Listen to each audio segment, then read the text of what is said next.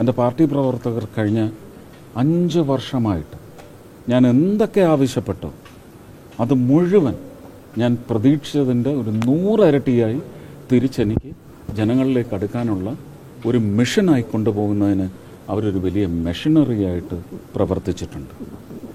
ഭാരതീയ ജനതാ പാർട്ടിയുടെ സ്റ്റേറ്റ് ഘടകത്തിനും ഒരുപക്ഷെ എന്നെ അവിടെ കൊണ്ടുവന്ന് ലോഞ്ച് ചെയ്ത് 2023 ലോഞ്ച് ചെയ്ത ശ്രീ അമിത് ഷാ, നരേന്ദ്രമോദി എനിക്കെൻ്റെ രാഷ്ട്രീയ ദൈവമാണ് എന്ന് പറയുമ്പോഴും ലിബറലാണോ എന്ന് ചോദിച്ചാൽ ആ നേച്ചർ വെച്ച് ഞാൻ പറയുന്നതല്ല. ഞാനിന്നും ആരാധിക്കുന്ന ഭാരതത്തിൻ്റെ real architect Shrimati Indira Gandhi, Shri PV Narasimha Rao, Morarji Desai, Jayaprakash Narayan, LK അദ്വാനിജി, AB Vajpayeeji തുടങ്ങി എൻ്റെ പ്രിയപ്പെട്ട സഖാവ് EK നായനാർ, ശ്രീ K കരുണാകരൻ.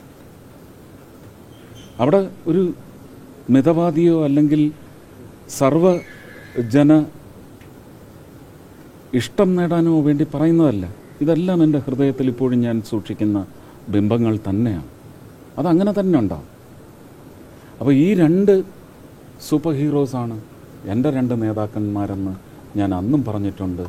ഇനിയും അവർ തന്നെയാണ് എൻ്റെ 2 നേതാക്കന്മാർ. അവരാണ് എന്നെ അത്രയും മനോഹരമായിട്ട് അവിടെ ലോഞ്ച് ചെയ്യുകയും ശ്രീ നരേന്ദ്രമോദിയാണ് എന്നെ ഒരു വിശ്വാസ്യതയുടെ കാര്യത്തിൽ എനിക്ക് ഏറ്റവും വലിയ ആലിംഗനവും ഹാരാർപ്പണവും ഒക്കെ നടത്തിയത്. ആ ഹാരാർപ്പണത്തിലേക്കാണ് തൃശ്ശൂരിലെ ജനത ഇന്ന് നേരായ വഴിക്ക് വന്ന് എല്ലാ കിംവദന്തികളെയും പുറന്തള്ളിക്കൊണ്ട് എനിക്ക് ഈ അലങ്കാരം, ഈ നെറ്റിപ്പട്ടം ചാർത്തി തന്നിരിക്കുന്നത്.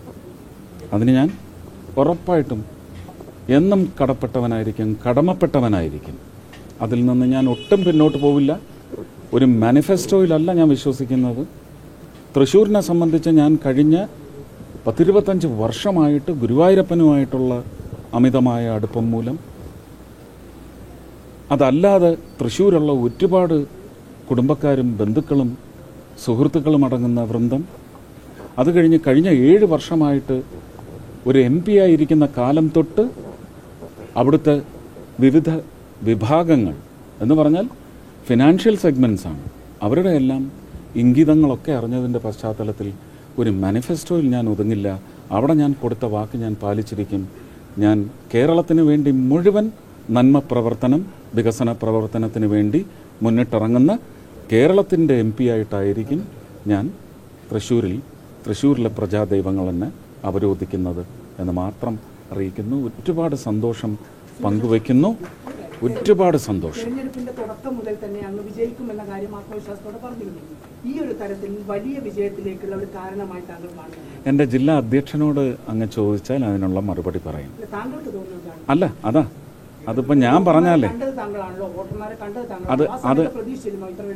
അതാ പറഞ്ഞ് ഈ പ്രതീക്ഷ ഞാൻ എന്നാണ് പ്രകടിപ്പിച്ചത്, ഒരു ഭൂരിപക്ഷം ഞാൻ എന്നാണ് പ്രകടിപ്പിച്ചതെന്ന് ഞാനിപ്പോൾ പറഞ്ഞാൽ കേരളത്തിന് ഈ തള്ള് മാത്രം പരിചയമുള്ളൂ.